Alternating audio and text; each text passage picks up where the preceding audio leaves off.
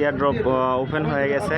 তো এটার জন্য হচ্ছে আমরা ফার্স্টে গ্যাটসে ঢুকবো, ঢোকার পরে এখান থেকে দেখবো হচ্ছে লোড নেবে, একটু লোড নেওয়ার পরে ওপেন হবে। তো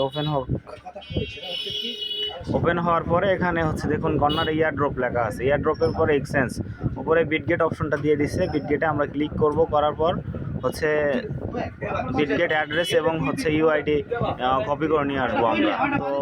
তো ফার্স্টে হচ্ছে বিটগেটে যাব, বিটগেটে যাওয়ার পরে এখান থেকে অ্যাসিস্টে আসবো। অ্যাসিস্টে